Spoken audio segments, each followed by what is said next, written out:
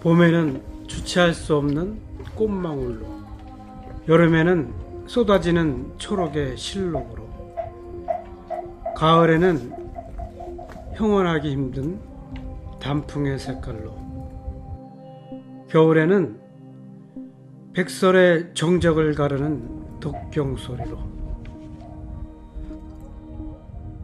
사찰 아름다움에 극치를 뿜어내는 닭벼슬을 한 용해산, 비구니 사찰이며 승가대학인 동학사입니다.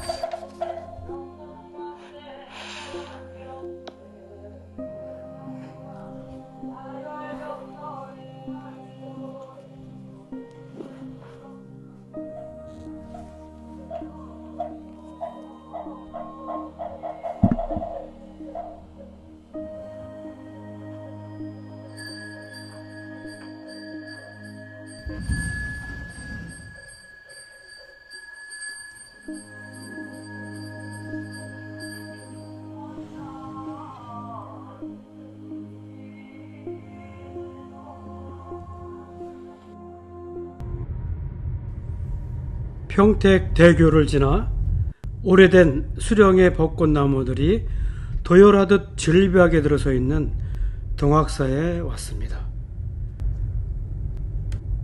계룡산 매표소 입구 이전부터 차량 진입이 금지되어 있기 때문에 1일 4,000원 하는 사유지 주차장에 차를 세우고 계룡의 산자락을 흩어봅니다. 매표소를 지나면 오른편에 이러한 큰 바위가 우뚝 서 있는데요. 해탈문이라고 새겨져 있습니다. 동학사가 유서 깊은 고차림을 웅변하려는 듯이 아주 굵은 나무들이 수문장으로서의 역할을 마다하지 않고 있습니다. 지나가던 아이에게 잠깐 부탁을 하나 해봅니다. 너 여기 서봐봐. 그 굵기 좀 비교해보게. 나무 굵기. 동학사의 다리들은 행운과 윤회를 상징하는 평화의 만문양이 다리 난간을 이루고 있습니다. 제2교구 용주사의 홍살문이 여기에도 있습니다. 동학사의 학자가 배울 학자가 아니라 두루미 학자입니다. 동쪽의 학이라는 뜻인가요? 새 날개 모양의 ik공이 여러 마리의 학들의 날개짓처럼 보입니다. 최근에 지어진 듯한 계룡산 계곡의 정자입니다. 계곡의 잔잔한 물소리가 계곡을 따라 형성된 일군의 동학사 정각들의 고고한 품격을 한층 더해주고 있는 듯합니다. 재주가 많으면 깊이가 없어진다고 했던가요? 동학사와 계룡사는 소재거리가 워낙 많기 때문에 많은 것을 담으려 하다가 자칫 방만해지기 쉬울 것 같아서 동학사와 초입에 보았던 홍살문과 관련된 유교의 숙모점, 삼흥각, 동계사, 그리고 문수암과 관음암, 길상암, 미타암 등 6개의 암자는 계룡산 동학사 암자들 편에서 다시 한번 다루기로 하겠습니다.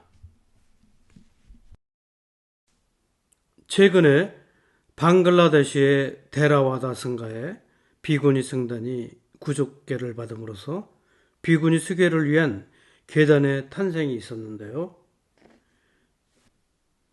비구니 종단의 번영을 알리는 범종각이 보입니다.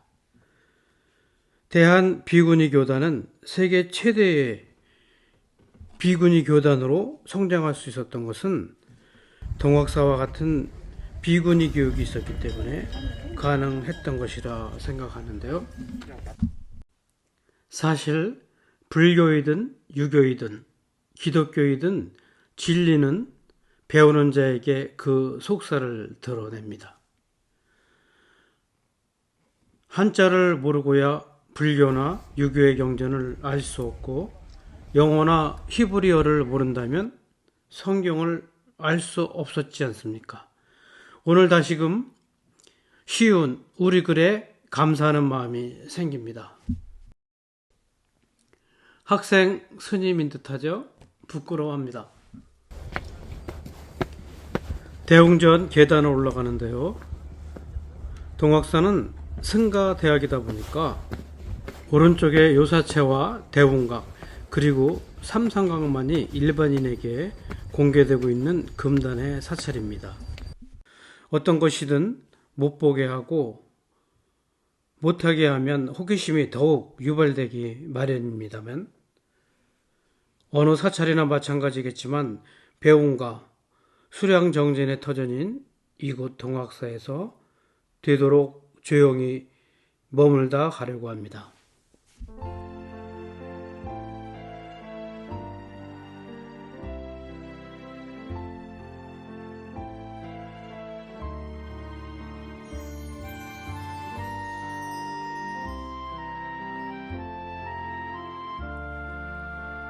동학사는 비구니 사찰로서 마곡사의 말사이며 우리나라 최초의 비구니 전문 강원입니다. 1864년 개원하였는데 1956년 2월 23일 대현 스님이 승가대학을 설립하였으며 4년제 대학으로서 티베트 언어인 서장어와 일본어도 배운다고 합니다. 대학원 일반 연수과정이 있는데요. 화엄승가의 향기나는 수행제가 동학사의 학풍이라고 합니다.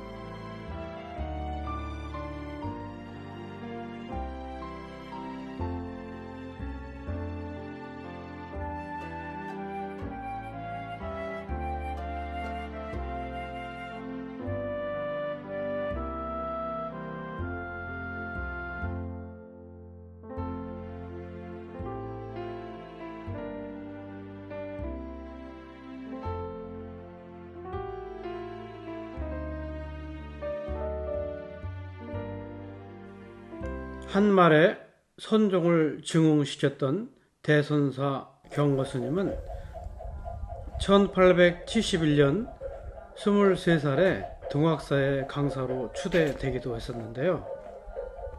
경어스님은 청계사에서 출가를 했었는데요. 그의 깨달음의 속삭임은 콧구멍 없는 소, 문 없는 문이라고 하기도 하고 모든 것은 오직 마음이 만드는 것이라는 개성을 읊다가 깨달았다고도 합니다. 수덕사의 만공스님이 그의 유명한 수자자이기도 했었죠. 이제 대웅전에 들어갈 것인데요. 대웅전의 목조 석가열의 산불 자상은 2010년 8월에 불사가정에서 발견되었습니다. 조각성 강민에 의해서 1606년 제작된 불상이고 불상 자상 내부에서 여러 권의 귀중한 문헌들이 나왔습니다. 대웅전의 석가열애는 아미타열애와 약사열애가 협시불로 조성되어 있습니다.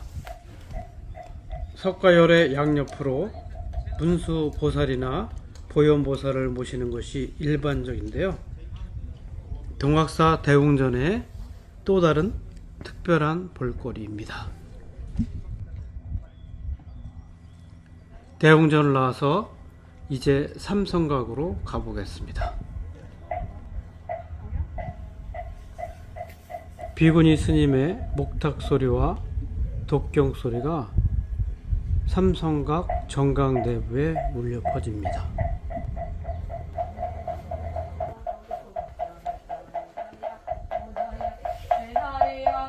취성광불탱화가 보입니다. 자연의 이치 중 하나가 이성에 대한 열망일 것인데요. 사실 이 자연적인 순리를 극복하면서 수행한다는 것은 비군이든 비구든 쉽지 않은 일이라고 생각합니다. 그래서 석가열에는 인간에 대한, 구체적으로는 여성에 대한 부정관이라는 수행법을 가르쳤다고 합니다. 즉 여자란 똥자루 오줌자루라는 겁니다. 여인의 아름다운 몸을 탐하여 수행을 게을리하는 문제가 주로 남자 비구 스님에게 일어나기 때문에 비구 스님들의 정욕을 없애기 위하여 인간의 몸은 더럽다고 가르친 일종의 연상법이라고 하는데요. 대웅정가 삼성각 위에 옆에 모든 정각들은 승가 대학 건물들이기 때문에 일반인들의 출입을 금하고 있었습니다. 어마한 고목이 담벼락을 뚫고 나왔습니다. 여성으로서 인간으로서의 한계치를 뛰어넘으려 하는 비구니 스님들의 수행 의지를 보여주는 듯합니다. 일반인의 시각으로서는 깨달음과 수행을 위해서 세상의 인적인 연결사슬을 모두 결혼하고 동물로서의 욕망마저 억제하는 교리가 가혹하게만 느껴지는데요. 삶의 방식이란 개인 각자 모두의 선택이기 때문에 제가 쓸데없는 망상을 했습니다. 벼랑간 무덤가에서 수행을 하던 어느 아리따운 비구니 얘기가 생각납니다. 지나가던 나그네가 수행을 하던 비구니 스님에게 수작을 걸었습니다. 그런데 비구니 스님이 자신의 눈을 파내어 그 남정네에게 주었다고 합니다.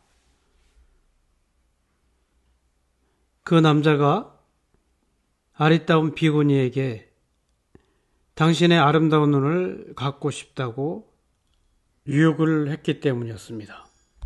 그녀에게는 그녀 자신의 아름다운 눈망울 마저 수행 정진의 장애물에 불과한 것이었습니다. 괴롱산에는 수행 정진에 대한 유명한 설화가 하나 있습니다. 신라 고승 상원 스님이 목에 뼈가 걸려 고통스러워하는 호랑이를 구해준 일이 있었습니다. 그 호랑이는 상주에 살고 있던 처녀를 물어다 주었습니다. 음흉한 호랑이가 아닐 수 없습니다. 그런데 그 처녀는 상원 스님에게 연정을 느끼게 됩니다. 그러나 수도 정진하던 스님은 그 처녀의 연정을 받아들일 수가 없었습니다. 상원 스님은 그 처녀에게 남매의 연을 맺을 것을 제안하고 그 처녀가 이를 받아들임으로써 그 둘은 남매로서 수도 정진하다가 입적한 곳이 아름다운 전설의 남매탑 사연입니다.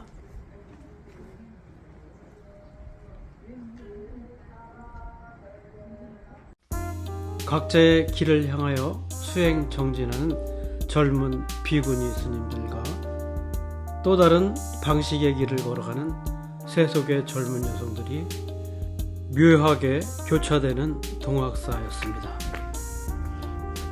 사장님, 민박하는데 얼마씩 해요, 하루에? 공짜. 네? 식사는 무료예요.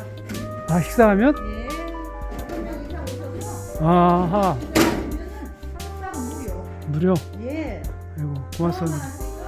예, 명 하나 주십시오. 금빛이 흐르는 저녁 노을에 금강의 물결이 유난히 반짝입니다. 동학사와 그 암자들 편에서 뵙겠습니다.